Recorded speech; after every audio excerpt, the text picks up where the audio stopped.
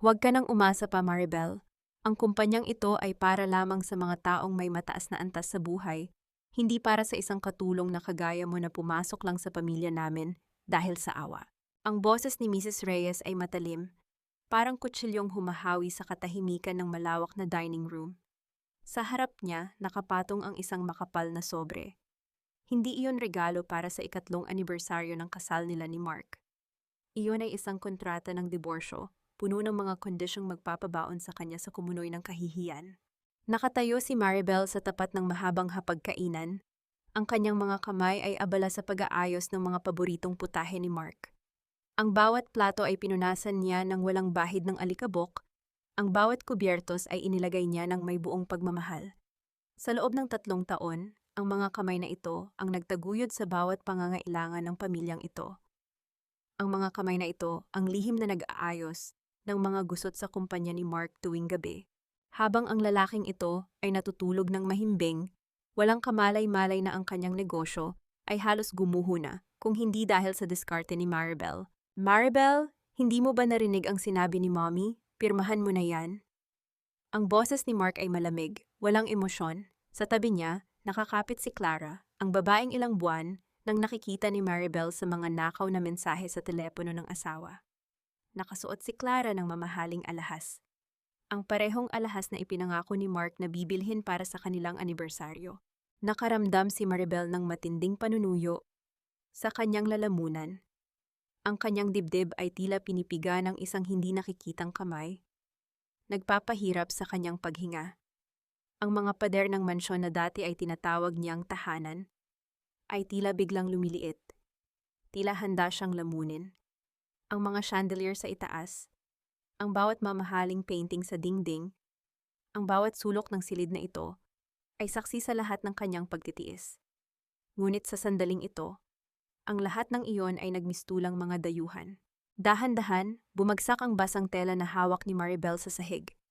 Ang kanyang mga binti ay nangangatog, halos hindi na kayang dalhin ang bigat ng kanyang katawan. Walang luha na pumatak, sapagkat ang sakit ay lampas na sa kakayahan niyang umiyak. Ang kanyang puso ay parang kristal na dahan-dahang nagkakapira-piraso sa loob. Tahimik ngunit masakit na masakit. Mark, ginawa ko ang lahat. Pabulong na sambit ni Maribel. Ang boses ay nanginginig, ngunit may bakas ng matinding pagkadismaya. Alam mo ang totoo. Alam mo kung sino ang nagligtas sa kumpanyang ito noong nakaraang taon. Alam mo kung bakit nandito ako. Tumawa ng mapakla si Mrs. Reyes at tumingin ng diretso sa mga mata ni Maribel, puno ng paghamak. Ang utang na loob ay utang na loob, pero ang kasal na ito, isang pagkakamali. Huwag kang magmagaling, Maribel. Wala kang naitulong kundi ang maging anino sa bahay na ito. Hinarap ni Maribel ang kanyang asawa, ang lalaking pinakamamahal niya, ang lalaking ipinaglaban niya laban sa mundo, ay hindi man lang tumingin sa kanya. Nakatutok ang mga mata ni Mark sa kanyang relong ginto, tila nagmamadali na silang umalis ni Clara para sa isang party. Ang bawat pintig ng puso ni Maribel ay nagtatanong sa katahimikan. Sa lahat ng sakripisyo, sa lahat ng gabi na hindi siya natulog para masiguradong magiging maayos ang kinabukasan nila, ito ba ang hangganan ng kanyang pagmamahal? Ito ba ang halaga ng katapatan sa mundong ito? Hindi na naghintay si Maribel ng kahit anong paliwanag. Ang bawat salita ni Mark ay parang latay na nag-iwan ng marka sa kanyang kaluluwa. Kinuha niya ang sobre, hindi para pirmahan, kundi para itago ang huling katibayan ng kanilang pagtataksil. Sa bawat hakbang niya palabas ng dining room, ang bawat tiles sa sahig ay tila yelo sa ilalim ng kanyang mga paa. Malamig, matigas, wala ng pag-asa. Paglabas niya ng mansyon, sinalubong siya ng malakas na buhos ng ulan. Hindi niya inalintana ang lamig. Sa kanyang paglalakad patungo sa gate, isang itim na luxury sedan ang dahan-dahang huminto sa kanyang tabi. Bumukas ang bintana at bumungad ang mukha ni attorney Sandoval, ang matandang abogado na ilang beses na niyang nakausap ng palihim tungkol sa mga usaping legal ng pamilya Reyes. Maribel, hindi ka na dapat naririto, wika ng matanda, may halong pag-aalala sa kanyang boses. Tapos na ang lahat, attorney, wala na akong babalikan, sagot ni Maribel. Ang boses ay rehistro ng isang taong wala nang nararamdaman, kundi ang pagod. Mali ka, ngayon pa lang magsisimula ang lahat. Ang Villa Hermosa ay hindi naghihintay sa mga taong mahina ang loob. Ikaw ang nag-iisang tagapagmana ng imperyong ito At ang iyong ama, bago siya pumanaw, ay nag-iwan ng instruksyon na babalik ka lamang sa iyong tunay na tahanan kapag ang lahat ng iyong tiwala ay winasak na ng mga taong akala mo ay nagmamahal sa iyo. Natigilan si Maribel. Ang pangalang Villa Hermosa ay parang isang bulong mula sa nakaraan na matagal na niyang ibinaon. Ang kanyang ama na kinatatakutan at iginagalang sa buong industriya ay laging nagsasabing ang tunay na lakas ay hindi nasusukat sa kung gaano karaming luha ang kaya mong itago. Bakit ngayon? Bakit kailangang dumaan muna ako sa ganitong kahihiyan? Tanong ni Maribel, ang mga mata ay nakapako sa malayo, sa mga ilaw ng mansyon na unti-unting lumalabo dahil sa ulan. Dahil kailangan mong makita ang tunay na kulay ng mga taong nakapaligid sa iyo. Kung hindi ka nila itinatwa, hindi mo malalaman ang iyong tunay na halaga. Tugon ni Attorney Sandoval habang binubuksan ang pinto ng sasakyan. Pumasok si Maribel sa loob. Ang loob ng kotse ay mabango, tahimik, at napapalibutan ng karangyaan na hindi niya kailanman inakalang magiging sa kanya. Habang humaharurot ang sasakyan palayo sa mansyon ng mga Reyes, tumingin si Maribel sa side mirror. Nakita niya ang bintana ng silid ni Mark, ang silid kung saan sila nagsimula, na unti-unting dumidilim. Sa kanyang isipan, isang sumpa ang binuo. Hindi ito galit na sumasabog, kundi isang desisyon na bakal ang katigas. Hindi niya sila wawasakin sa pamamagitan ng sigaw. Wawasakin niya sila sa pamamagitan ng katotohanang matagal na nilang ikinaila. Ang bawat sentimong ninakaw nila sa kanyang pagmamahal ay babayaran nila ng higit pa. Ngunit sa ilalim ng kanyang pagiging matatag, isang tanong ang nananatiling nakabitin sa kanyang dibdib. Kaya ba niyang panindigan ang pagiging malamig na tagapagmana kung sa kaibuturan ng kanyang puso ay isa pa rin siyang babaeng naghahanap ng yakap na hindi na kailanman darating? Ang mga sumunod na araw ay parang isang panaginip na pilit na iniiwasan ni Maribel. Mula sa pagiging isang asawang laging nag-aayos ng kurbata ni Mark, ngayon ay nakatayo siya sa tuktok ng isang gusaling yari sa salamin, natanaw ang buong skyline ng Makati. Sa loob ng opisina ng Villa Hermosa, walang bakas ng babaeng basang-basa sa ulan at luha ilang araw lang ang nakalilipas. Maribel, Maribel, ito ang lahat ng dokumentong kinakailangan mong pirmahan para sa legal na pag-aari ng mga shares. Ani Attorney Sandoval habang inilalapag ang isang makapal na folder sa mesa. Simula ngayon, ikaw ang may control sa lahat ng major assets ng kumpanya, kabilang ang mga subsidiary na kasalukuyang nakikipag-ugnayan sa mga Reyes. Tiningnan ni Maribel ang mga papel. Ang pangalang Maribel Villa Hermosa ay nakasulat sa bawat pahina. Ang pangalang pilit niyang kinalimutan noong nakilala niya si Mark dahil nais niyang maging simpleng asawa lamang.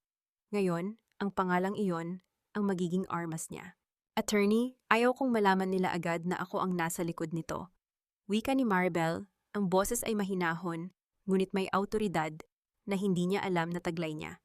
Gusto kong makita kung paano sila lalapit sa akin kapag wala na silang matakbuhan. Gusto kong makita kung gaano kababa ang kaya nilang gawin para sa pera. Masusunod, madam, ipapasa natin ang lahat ng negosasyon sa ilalim ng pangalan ng isang shell company. Wala silang ideya na ang kanilang pinaka-inaasam na investor ay ang babaeng itinaboy nila. Habang naglalakad si Maribel patungo sa malaking bintana, naisip niya si Mark. Sa mga sandaling ito, marahil ay abala ang asawang iyon sa paghahanap ng pondo para sa kanilang naluluging proyekto. Ang proyektong iyon na ang totoo ay siya mismo ang nag-ayos ng mga detalye bago siya pinalayas. Ngayon, wala na ang kanyang gabay, magsisimula na silang magkamali. Isang mahinang katok ang narinig mula sa pinto. Pumasok ang kanyang bagong assistant na si Elena, isang babaeng mukhang mahigpit at profesional. Madam, may request po mula sa kumpanya ng Reyes. Gusto nilang humiling ng emergency meeting para sa bagong funding. Mukhang desperado na po sila, ulat ni Elena. Isang bahagyang ngiti ang sumilay sa labi ni Maribel. Hindi ito ngiti ng kagalakan, kundi ngiti ng isang taong nakakita ng tamang piraso ng puzzle sa isang laro. Tanggapin mo ang meeting, Elena, ngunit siguraduhin mong ako ang magiging kinatawan ng investor. Gusto kong makita ang mukha ni Mark kapag nalaman niyang kailangan niya akong pakiusapan para sa kanyang kinabukasan. Habang papalapit ang araw ng pulong, isang kaba ang naramdaman ni Maribel. Hindi dahil natatakot siya sa kanila, kundi dahil sa pangambang baka pagkakita niya kay Mark.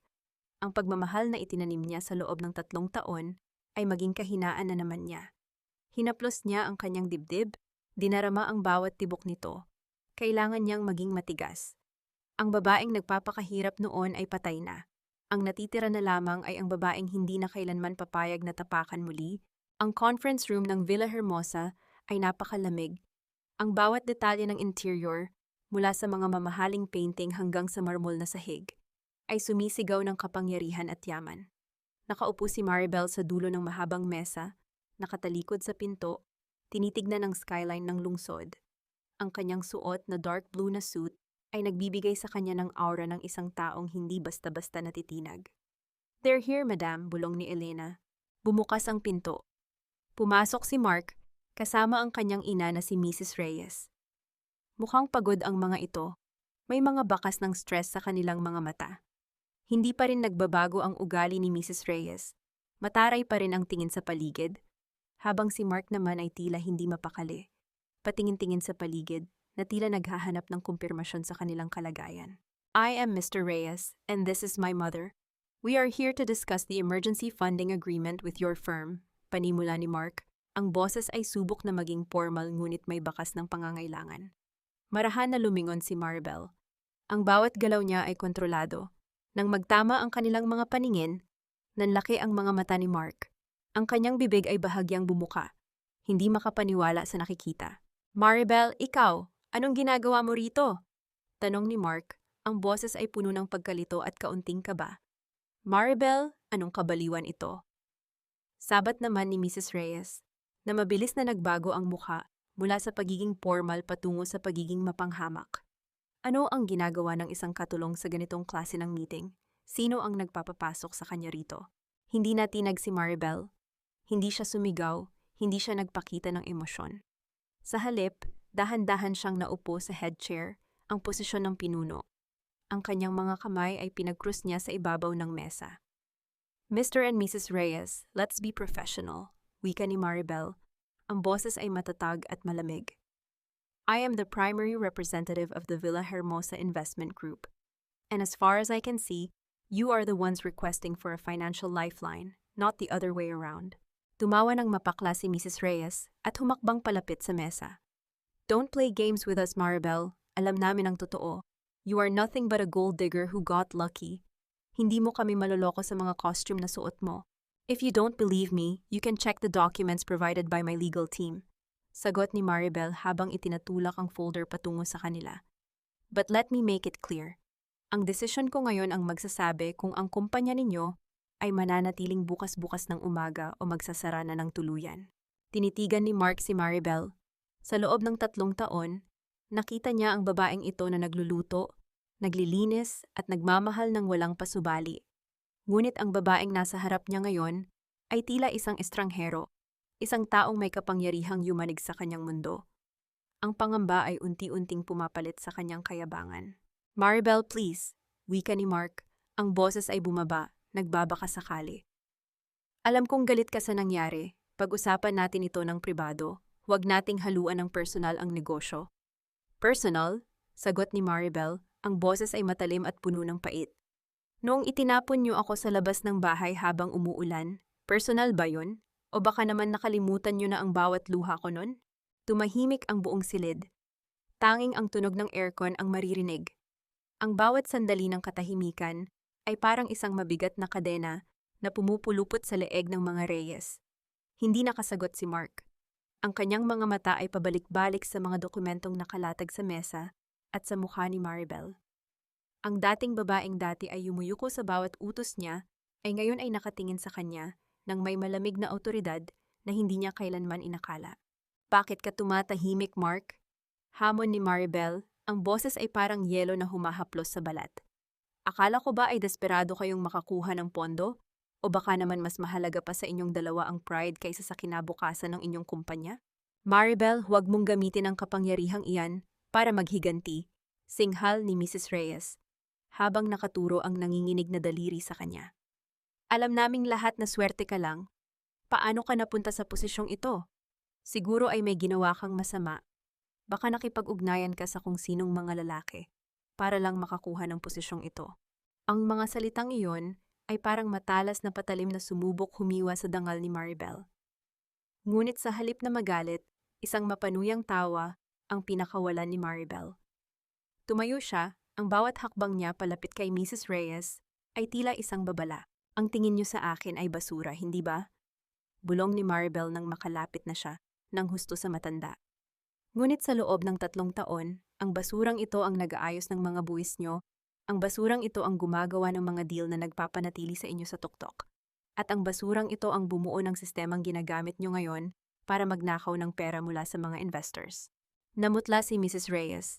Ang kanyang mga labi ay nanginginig. Alam niyang totoo ang sinabi ni Maribel, ngunit hindi niya kayang aminin ang pagkakamali sa harap ng kanyang anak. Mark, sabihin mo sa kanya, hindi tayo makikipag-usap sa isang babaeng gaya niya. Sigaw ni Mrs. Reyes, desperadong hinihila ang braso ng anak. Ngunit si Mark ay nakatulala lamang. Tumingin siya kay Maribel at sa sandaling iyon, nakita niya ang babaeng minahal niya. Ngunit puno na ito ng galit na hindi niya kailanman akalaing magagawa nitong itago. Maribel, kung ito ang gusto mo, kung gusto mo kaming pagbayarin, sabihin mo na lang. Pero huwag mong idamay ang negosyo. Ang mga empleyado namin, may mga pamilya sila. Ngayon mo pa inisip ang pamilya ng mga empleyado nyo? Sagot ni Maribel. Ang boses ay punong-puno ng sarkasmo. Noong pinalayas nyo ako, hindi nyo inisip na wala akong matutuluyan. Noong binababa nyo ang aking dangal, hindi nyo inisip na ako ay tao rin. Hinarap ni Maribel ang kanilang abogado na nasa gilid ng silid. Attorney Sandoval, please show them the terms. Naglatag ng isang dokumento ang abogado. Habang binabasa ito ni Mark, unti-unting nanlalaki ang kanyang mga mata. Ang mga kondisyon ay mabigat. Kailangang isanla ng mga Reyes ang kanilang mansyon at ang lahat ng kanilang shares sa kumpanya bilang garantiya ng pondo. Kung hindi sila makakabayad sa loob ng 6 na buwan, ang buong kumpanya ay mapupunta sa Villa Hermosa. Hindi maaari ito, sigaw ni Mark. Ito ay pag-agaw sa aming buhay. It's a business deal, Mark. You have the choice, sagot ni Maribel habang bumabalik sa kanyang upuan. Pirmahan nyo at may pera kayo, huwag nyo pirmahan at bukas. Mag-aabiso ang mga creditors nyo na bagsak na kayo. The choice is yours. Tumalikod si Maribel, pinapakita sa kanila na wala na siyang balak na makipag-usap pa. Sa bintana, tumanaw siya sa labas. Ramdam niya ang galit, ramdam niya ang hapdi, ngunit sa bawat segundong lumilipas, nararamdaman niya ang isang uri ng kapayapaan na matagal na niyang hinahanap. Ang laso ng kanilang pagmamataas ang siyang magsisilbing unti-unting pagpatay sa kanila, at siya ang magiging saksi sa bawat patak nito. Nanginginig ang mga kamay ni Mark habang hawak ang ballpen. Sa loob ng silid na iyon, tanging ang tunog ng aircon at ang mabigat na paghinga ng kanyang ina ang maririnig. Sa harap niya, nakaupo si Maribel, ang kanyang mukha ay kasing tigas ng marmol, walang bahid ng awa o pag-aalinlangan. Mark, huwag na huwag mong pipirmahan iyan. Bulong ni Mrs. Reyes, pilit na kinakalabit ang braso ng anak. Kapag pinirmahan mo iyan, parang isinuko mo na rin ang ating dangal sa babaeng ito, kaya nating humanap ng ibang investor.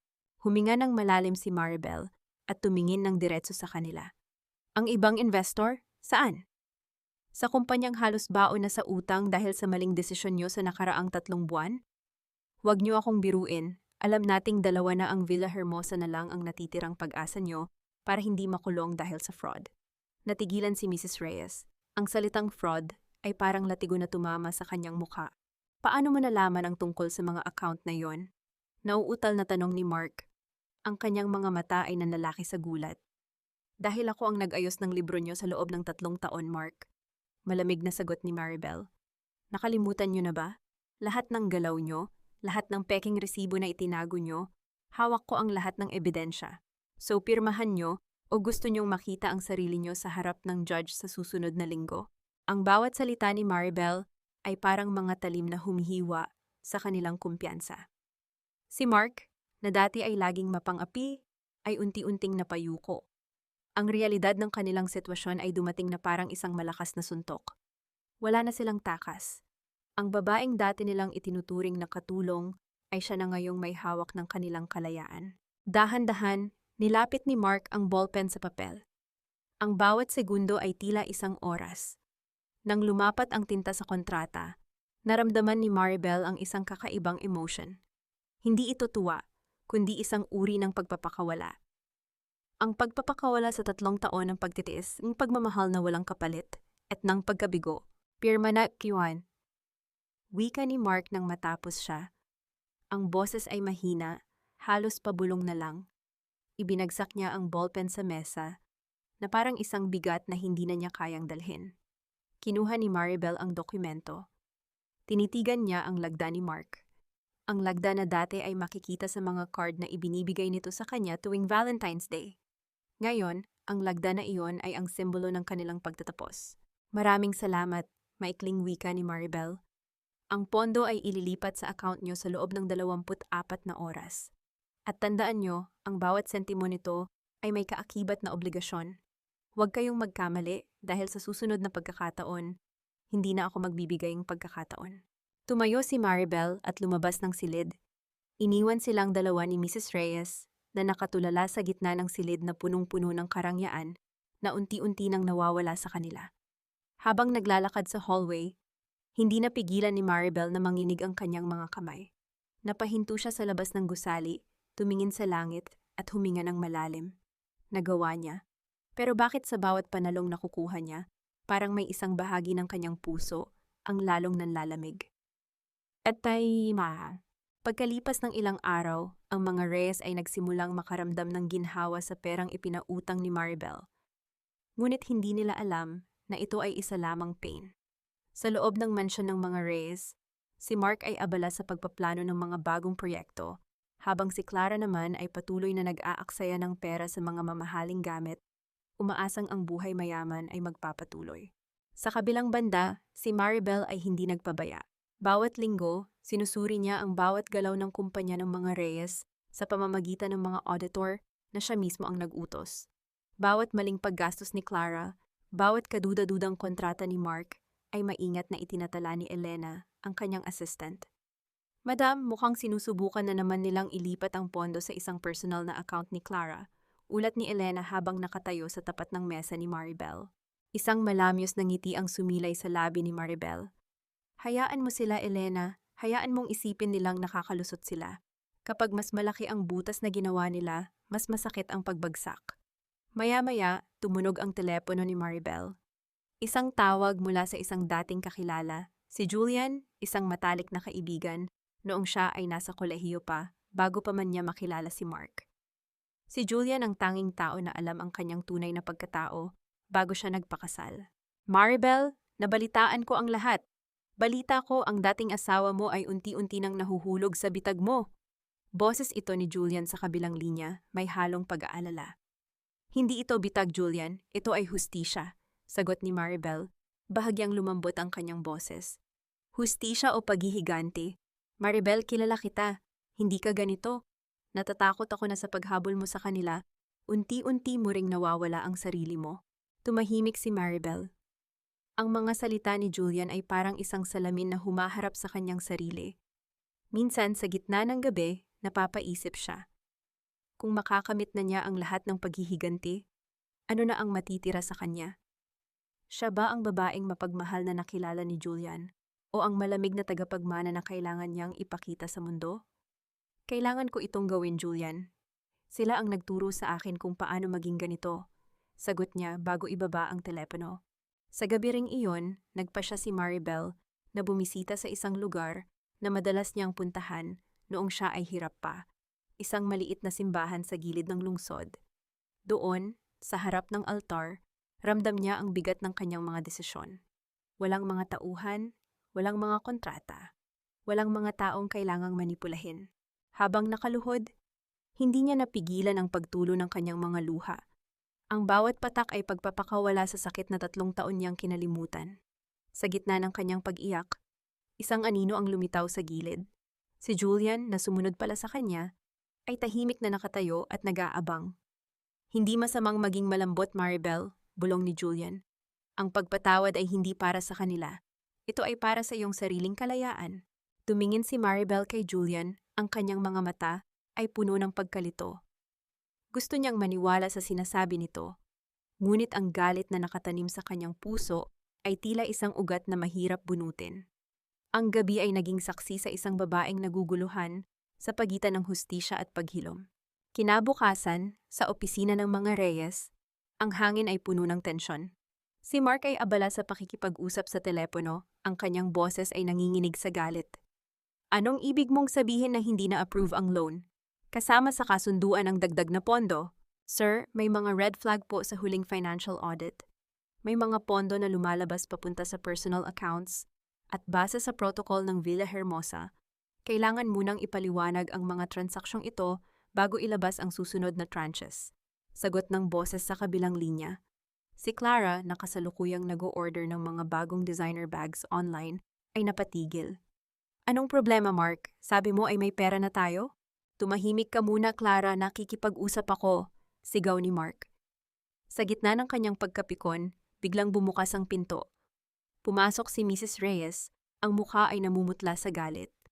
Mark, narinig mo na ba? May mga investigator mula sa gobyerno na nagtatanong tungkol sa ating huling tax filing.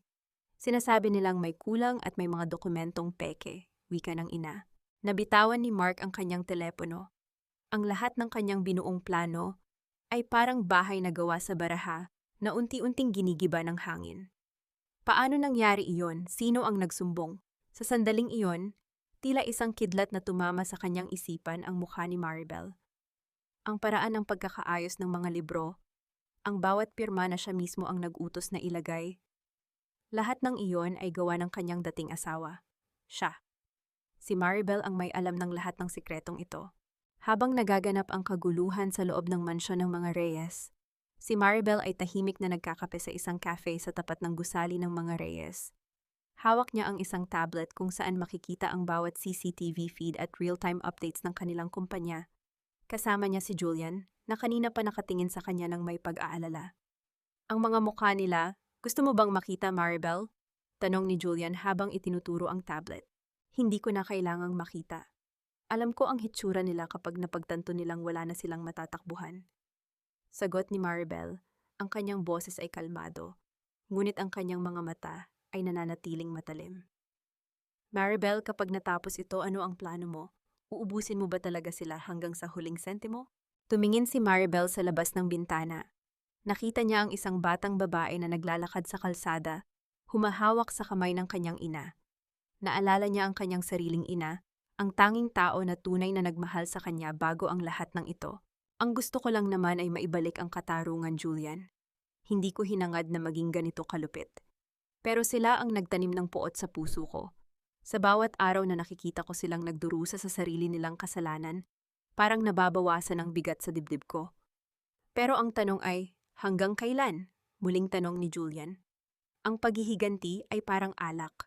Nakakalasing sa simula, pero kapag nahimasmasan ka na, ang hangover ang papatay sa'yo. Hindi nakasagot si Maribel. Sa halip, uminom siya ng kape. Ang pait nito ay tumugma sa pait ng kanyang mga alaala. Sa likod ng kanyang pagiging matatag, ang pagod ay unti-unti nang nanunuot sa kanyang mga buto. Hindi niya alam kung gaano pa katagal niya kayang panindigan ang karakter ng isang malupit na tagapagmana, bago siya tuluyang lamunin ng sarili niyang galit. Ang gabi ay tila mas mahaba kaysa sa dati.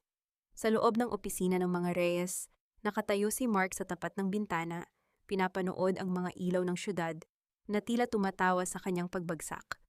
Ang bawat anino sa silid ay tila mga multo ng kanyang mga maling desisyon. Hindi na sapat ang pera, hindi na sapat ang kapangyarihan. Biglang bumukas ang pinto. Pumasok si Maribel, hindi gaya ng dati na may dalang pagkain o ngiti, kundi may dalang isang makapal na file ng mga ebidensya. Ang kanyang presensya ay nagpatahimik sa buong silid. Bakit ka nandito? Tanong ni Mark. Ang boses ay pagod, halos wala ng lakas. Hindi ba sapat na winawasak mo na ang buhay namin? Hindi sumagot si Maribel. Inilapag niya ang file sa mesa. Dito nakasaad ang lahat, Mark. Ang mga peking pirma, ang mga tax evasion at ang listahan ng mga taong ginamit mo para sa iyong mga transaction. Lahat ng ito ay sapat na para ipakulong ka habang buhay. Napaluhod si Mark. Ang dating mapagmataas na asawa ay unti-unting gumuho sa harap ni Maribel. Maribel, pakiusap. Nagkamali ako. Hindi ko alam ang ginagawa ko. Nabulag ako ng ambisyon at ng impluensya ni Mommy. Nabulag? Sagot ni Maribel. Ang boses ay puno ng pait. Hindi ka nabulag, Mark. Pinili mong maging bulag. Pinili mong tapakan ang taong nagmamahal sa'yo dahil akala mo ay wala akong halaga. Mahal kita, Maribel. Maniwala ka sa akin, may parte sa akin na mahal ka pa rin. Pagmamakaawa ni Mark, pilit na hinahawakan ang laylayan ng damit ni Maribel. Mabilis na umatras si Maribel. Ang kanyang mga mata ay nanlilisik sa galit. Ang pagmamahal ay hindi pananakit, Mark. Ang pagmamahal ay hindi pagsisinungaling. Kung mahal mo ako, hindi mo ako ituturing na katulong sa loob ng sarili nating tahanan. Sa labas ng pinto, nakinig si Mrs. Reyes. Nang marinig ang boses ng kanyang anak na nagmamakaawa, hindi niya napigilan ang kanyang galit. Pumasok siya, ang kanyang mukha ay punong-puno ng pagkamuhi. Wala kang karapatang pagsalitaan ng ganyan ng anak ko. Kahit ano pa ang gawin mo, ikaw ay nananatiling isang babaeng walang pinanggalingan. Hinarap ni Maribel si Mrs. Reyes. Ang kanyang titig ay matalim, sapat para mapatigil ang matanda. Wala akong pinanggalingan. Madam, ang Villa Hermosa na pilit niyong pinapatalsik ay ang tanging dahilan kung bakit pa kayo nakakatayo sa harap ko ngayon. Ang katulong na tinatawag niyo, siya ang nagligtas sa inyo mula sa bangkarota sa loob ng 3 taon. Tumahimik si Mrs. Reyes. Ang katotohanan ay parang isang sampal na hindi niya kayang tanggapin. Ang kanyang mukha ay namutla, ang kanyang mga kamay ay nanginginig. Ngayon ang tanong ko, pagpapatuloy ni Maribel, pipirmahan niyo ba ang pag-aamin ng inyong mga kasalanan at kusang loob na aalis sa kumpanya o gusto niyo na ang batas ang humarap sa inyo? Ang katahimikan sa loob ng silid ay naging mabigat. Ang hangin ay tila nagkulang. Si Mark, na nakatingin sa sahig, ay unti-unting tumango. Alam niyang ito na ang katapusan. Ang kanyang mga pangarap, ang kanyang dangal, ang kanyang buhay. Lahat ay naglaho kasabay ng pagdating ni Maribel. Naglakad si Maribel patungo sa pinto. Bago siya lumabas, lumingon siya ng huli. Ang katarungan ay hindi lamang tungkol sa paghihiganti. Ito ay tungkol sa pagtanggap sa katotohanan. At ang katotohanan ay, kayo ang sumira sa sarili niyo. Paglabas niya, bumuntong hininga si Maribel. Ang bigat sa kanyang dibdib ay bahagyang nabawasan. Ngunit alam niyang malayo pa ang kanyang lalakbayin bago siya makahanap ng tunay na kapayapaan. Ang mga sumunod na araw ay parang isang maingay na bagyo na dahan-dahang humuhupa. Ang balita tungkol sa pagbagsak ng kumpanya ng mga Reyes ay kumalat sa buong industriya na parang apoy. Ang kanilang mga ari-arian ay kinumpiska, ang kanilang mansyon ay isinara, at ang kanilang pangalan, na dati ay iginagalang, ay naging tampulan na lamang ng usap-usapan. Si Maribel, sa kabilang banda, ay nanatiling tahimik. Sa kanyang opisina sa Villa Hermosa, inayos niya ang mga dokumento para sa paglipat ng mga ari-arian sa mga lehitimong tagapagmana at mga kawanggawa. Hindi niya kinuha ang yaman ng mga Reyes para sa kanyang sarili. Ipinamigay niya ito sa mga taong tunay na nangangailangan, mga empleyadong hindi napasahod, mga supplier na nalugi, at mga pamilyang nadamay sa kaguluhan. Isang hapon, nakatanggap siya ng liham. Galing ito kay Mark. Hindi ito isang pagmamakaawa, kundi isang maikling sulat na puno ng pagsisisi. Maribel, hindi ko na kayang ibalik ang oras. Ngunit salamat dahil sa iyong paghihiganti, natuto akong tumingin sa salamin at makita ang isang taong hindi ko nais maging patawad. Binasa ito ni Maribel ng paulit-ulit. Ang bawat salita ay parang isang talulot ng bulaklak na unti-unting nalalanta. Wala nang galit. Wala na ring pagmamahal. Ang natira na lamang ay ang pagtanggap na ang lahat ng ito ay bahagi ng isang mahabang paglalakbay. Lumabas siya ng opisina at naglakad patungo sa parke sa tapat ng gusali. Doon, naghihintay si Julian. Tapos na, tanong ni Julian habang naglalakad sila sa ilalim ng mga puno. Tapos na, sagot ni Maribel. Hindi ko akalain na ang pagpapatawad ay ganito pala kagaan sa pakiramdam. Hindi ko sila pinatawad dahil karapat-dapat sila. Pinatawad ko sila dahil karapat-dapat akong maging malaya. Tumingin si Julian sa kanya, may ngiti sa kanyang mga labi. Ngayon, ano na ang plano ng bagong Maribel?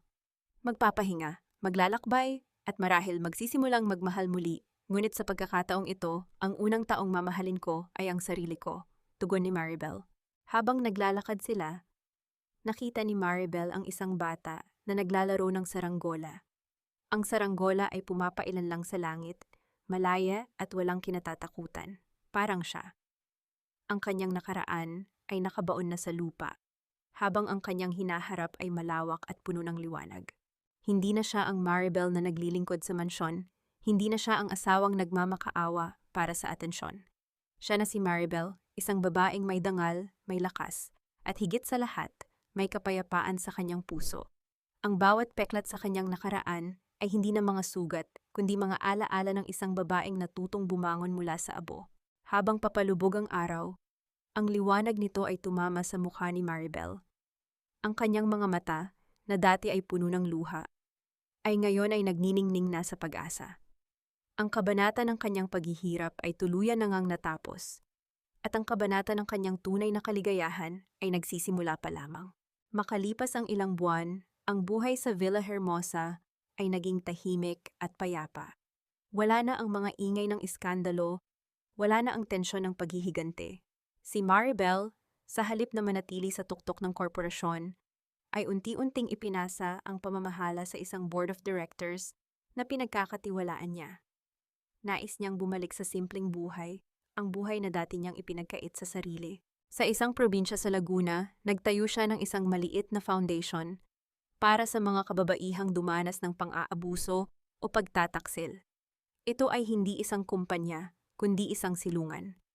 Dito nagtuturo siya ng mga kasanayan, pagluluto, pagtatahi, at pamamahala ng maliliit na negosyo. "Madam, may naghihintay po sa labas," wika ni Elena, na nanatiling tapat sa kanya kahit sa malayo. Paglabas ni Maribel, bumungad sa kanya ang isang pamilyar na mukha, si Julian. May dala itong basket ng mga prutas at isang maliit na florera ng mga bulaklak. "Nabalitaan kong ito na ang bago mong mundo," wika ni Julian habang naglalakad sila sa hardin ng foundation. "Mas payapa, mas totoo. Dito ko natagpuan ang tunay na kahulugan ng pag-aari, Julian. Hindi ito tungkol sa dami ng shares o laki ng mansyon. Ito ay tungkol sa kung gaano karaming buhay ang kaya mong baguhin," sagot ni Maribel. Habang nag-uusap sila, isang babae ang lumapit sa kanila. Ito ay si Aling Nena, isa sa mga tinutulungan ng foundation. "Maribel, anak, salamat sa pagtitiwala mo sa akin. Dahil sa iyo, nakabangon ako at nabawi ko ang aking mga anak mula sa asawang nananakit sa akin." Naramdaman ni Maribel ang init sa kanyang dibdib. Iba ito sa tuwa ng tagumpay sa negosyo. Ito ay tuwa ng isang taong nakapagbigay ng pag-asa. "Julian," bulong ni Maribel habang nakatingin sa mga babaeng masayang nagtatrabaho sa loob. "Alam mo, ang pinakamalaking pagkakamali ko noon ay ang isiping ang buhay ko ay nakadepende sa pagmamahal ng isang lalaki. Akala ko, kapag iniwan nila ako, wala na akong halaga. Ngunit ngayon, alam mo na?" tanong ni Julian. "Ngayon, alam ko na ang aking halaga ay hindi nakadepende sa kung sino ang kasama ko sa hapagkainan. Ito ay nakadepende sa kung gaano ako katatag sa gitna ng unos," sagot ni Maribel nang may matamis na ngiti. Sa hapong iyon, habang ang araw ay dahan-dahang lumulubog sa likod ng mga bundok, naramdaman ni Maribel ang isang presensya sa kanyang tabi. Hindi ito isang anino ng nakaraan, kundi ang simula ng isang bagong bukas. Si Julian ay hindi nagmadali. Nanatili lang siya sa kanyang tabi, nirerespeto ang bawat proseso ng kanyang paghilom. Sa unang pagkakataon, hindi naramdaman ni Maribel na kailangan niyang maging perpekto. Kailangan lang niyang maging tao, nasasaktan, natututo, at higit sa lahat, nagmamahal muli ng may pag-iingat. Ang nakaraan ay isang guro, ngunit ang kasalukuyan ang kanyang tunay na tahanan. At sa tahanang ito, wala nang lugar ang pait. Tanging pag-asa na lamang ang nananatili. Habang unti-unting nakakamit ni Maribel ang kapayapaan, isang hindi inaasahang pangyayari ang yumanig sa kanyang tahimik na buhay sa Laguna. Isang umaga habang nag-aayos siya ng mga dokumento sa foundation, isang pamilyar na kotse ang huminto sa gate. Hindi ito ang makintab na sasakyan ni Julian. Ito ay isang lumang modelo, kupas ang kulay at puno ng alikabok.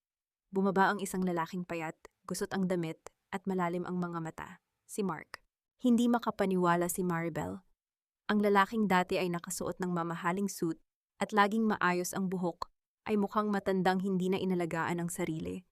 Tila kinain siya ng panahon at ng kanyang sariling mga pagkakamali. "Maribel, pagpobol," rehistro ng boses ni Mark, garalgal at puno ng pagod. Tumayo si Maribel, ang kanyang mga kamay ay nanginginig sa ilalim ng mesa, ngunit pinilit niyang maging matatag. "Mark, anong ginagawa mo rito? Paano mo nalaman ang lugar na ito?" "Wala na kaming matirhan, Maribel," sagot ni Mark habang yumuyuko. Si Mommy, hindi na niya kinaya ang kahihiyan. Nagkasakit siya at ang lahat ng natitira naming pera ay naubos sa pagpapaospital. Hindi ako humihingi ng tulong para sa akin. Humihingi ako ng tulong para sa kanya. Kahit man lang makapunta sa isang maayos na klinika. Naramdaman ni Maribel ang isang kirot sa kanyang puso. Ito ang ina na minsan ay itinuring niyang pangalawang magulang. Ang inang nagturo sa kanya ng mga gawaing bahay. Kahit na ginawa niya itong kapalit ng kanyang pagkatao. Bakit sa akin, Mark? Matapos ng lahat ng ginawa niyo? Tanong ni Maribel. Ang boses ay seryoso. Dahil ikaw lang ang kilala kong may mabuting puso. Alam kong galit ka at karapat-dapat lang iyon. Pero pakiusap, siya ang nanay ko. Huwag mo siyang hayaang mamatay ng ganito. Natahimik ang paligid. Ang mga kababaihan sa loob ng foundation ay huminto sa kanilang ginagawa, nakatingin sa dalawa. Ang tensyon ay ramdam sa hangin. Si Julian, na kararating lang, ay lumapit at tumayo sa likod ni Maribel, isang tahimik na suporta. Maribel, ikaw ang magpapasya, bulong ni Julian. Huwag mong hayaang ang galit ang magdikta sa iyo, pero huwag mo ring hayaang ang konsensya mo ang maging sanhi ng muling pagkasira mo. Tinitigan ni Maribel si Mark. Nakita niya ang lalaking minahal niya noon. Ang lalaking ngayon ay hubad na sa kanyang kayabangan. Ang pagkakataong ito ay hindi lamang pagsubok kay Mark, kundi pagsubok din sa kanyang sarili. Kaya na ba niyang magpatawad nang hindi nawawala ang kanyang dignidad? Hindi kita tutulungan dahil sa iyo, Mark. Wika ni Maribel, ang boses ay matatag. Tutulungan ko siya dahil bilang isang tao, hindi ko kayang makita ang sinumang nagdurusa ng ganoon. Pero tandaan mo, hanggang dito lang ito. Huwag mong asahan na babalik tayo sa dati. Tumango si Mark, at sa unang pagkakataon, tumulo ang luha mula sa kanyang mga mata. Salamat, Maribel. Salamat. Habang pinapanood ni Maribel si Mark na sumakay sa kanyang lumang kotse, napagtanto niya na ang tunay na lakas ay wala sa paghihiganti, kundi sa kakayahang maging mabuti kahit sa mga taong naging masama sa iyo. Ngunit alam din niya, ang mga sugat ng nakaraan ay hindi agad naghihilom, may mga tao na kailangang maglakad ng magkahiwalay upang parehong matagpuan ang tunay na kahulugan ng buhay. Matapos ang araw na iyon, ang katahimikan sa Laguna ay tila may dalang bagong kahulugan. Si Maribel, sa pamamagitan ng kanyang foundation, ay nakapagbigay ng tulong medikal para kay Mrs. Reyes. Ginawa niya ito ng palihim, ng walang camera, ng walang pagmamalaki. Hindi niya pinuntahan ang ospital at hindi siya humingi ng kahit anong pasasalamat.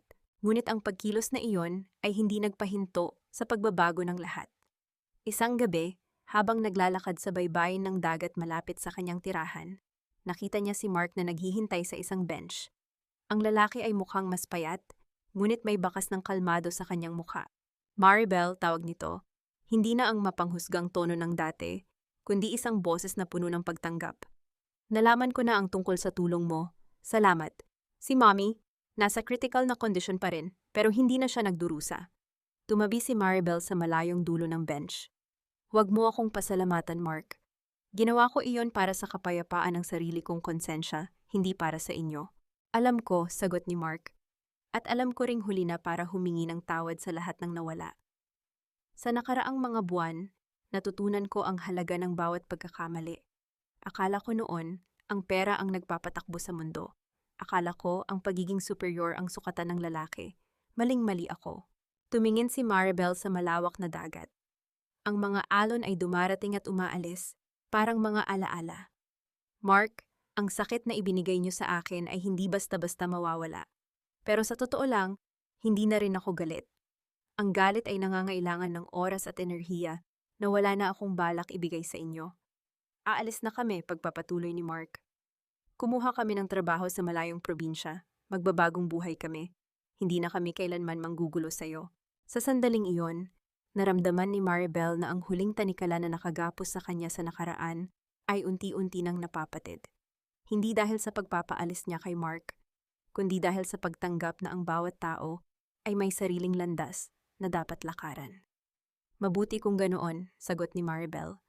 Sana sa paglalakbay niyo, matutunan niyo ang tunay na kahulugan ng pagiging tao. Tumayo si Mark, tumingin sa kanya ng huling beses, at dahan-dahang naglakad palayo sa dilim. Hindi siya lumingon. Hindi na kailangan. Pag-alis ni Mark, lumapit si Julian mula sa likuran. Hinawakan niya ang kamay ni Maribel, hindi para pigilan siya, kundi para ipaalala na narito siya. Malaya ka na, Maribel. Wala na ang mga anino. Huminga ng malalim si Maribel. Ramdam niya ang hanging dumadaloy sa kanyang buhok. Ang mga bituin sa langit ay tila nagdiriwang sa kanyang paglaya. Hindi ito ang masayang pagtatapos ng isang fairy tale, kung saan bumabalik ang lahat sa dati. Ito ay isang totoong pagtatapos, kung saan natutunan ng isang babae na ang pinakamahalagang desisyon na maaari niyang gawin ay ang piliin ang sarili niya, higit sa sinuman. Sa gabing iyon, natulog si Maribel ng mahimbing. Wala nang takot, wala nang puot, tanging ang kapayapaan na siya mismo ang humubog. Ang paglipas ng mga buwan ay nagdala ng bagong liwanag sa buhay ni Maribel. Ang foundation na kanyang itinayo ay naging simbolo ng pag-asa para sa maraming kababaihan. Hindi na lamang ito isang silungan, kundi isang komunidad kung saan ang bawat sugat ay nagiging lakas.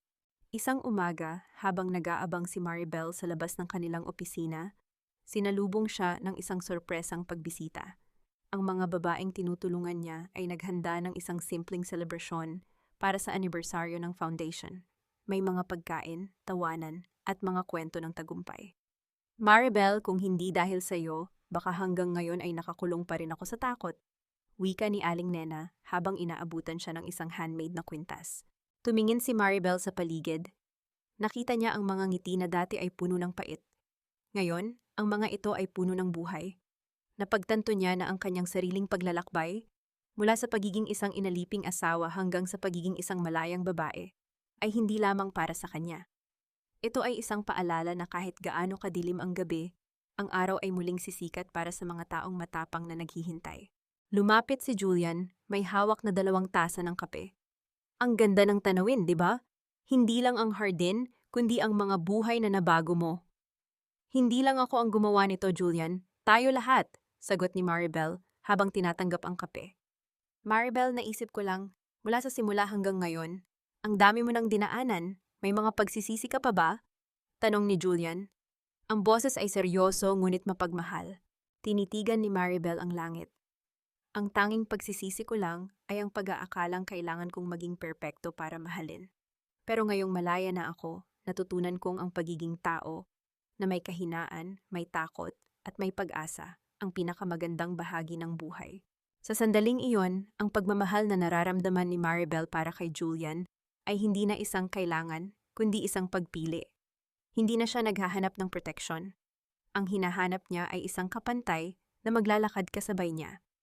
At sa mga mata ni Julian, nakita niya ang respeto na matagal na niyang hinahangad. Handa ka na bang sumubok muli? Tanong ni Julian.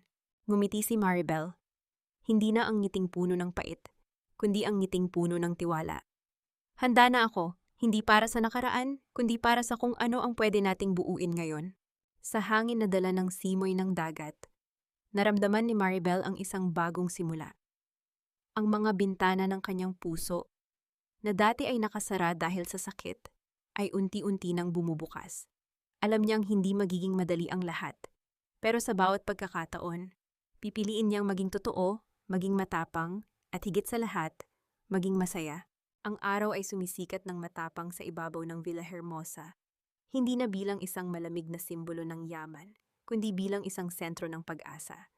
Sa loob ng malawak na hardin, nakatanim ang mga bagong bulaklak, mga sampagitan na mabango at matibay, sumisimbolo sa katatagan ng mga babaeng muling bumangon mula sa alabok. Nakaupo si Maribel sa isang wooden bench, pinapanood ang mga bata na naglalaro sa malapit na play area na ipinagawa niya para sa mga anak ng mga empleyado at mga benepisyaryo ng kanyang foundation. Hawak niya ang isang maliit na kwaderno, sinusulat ang huling mga linya ng kanyang kwento,